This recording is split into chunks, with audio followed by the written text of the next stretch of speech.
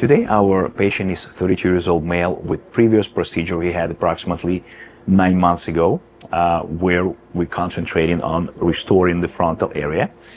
And because the degree is at least Norwood 6, it does require 2 procedures. And today, we are concentrating on restoring the crown area, but also lowering hairline slightly, approximately 1 centimeter, and reshaping it slightly as well. As a second procedure, it is important to pay attention to low transection rate and preservation of the donor area, especially with younger people like our patient today who's 32 years old.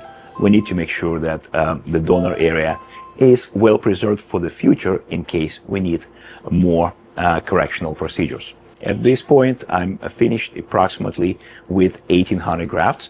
Usually I start with occipital part harvesting and then proceeding to the left parietal and temporal areas.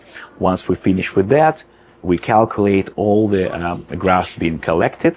And at this moment, I decide how much more do I need to harvest. And we reposition the patient to expose a right parietal and temporal areas.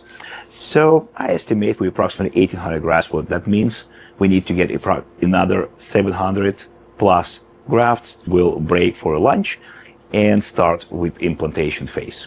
Now it's 5 p.m. We just finished a 2,600 graft case. I was able to cover the occipital part, the crown area completely, and also reinforce the frontal.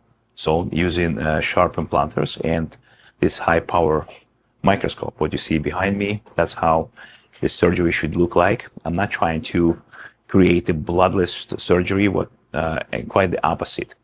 So when you see in social media images that showing the final result of the procedure and there's no or zero blood there, what that means that this patient was injected with a lot of vasoconstrictors such as epinephrine, which constrict blood vessels and results in strangulating the tissue. There's less blood flow, less oxygen being delivered, and this is quite the opposite what we need to achieve. So in my case, I use very little epinephrine, if any at all.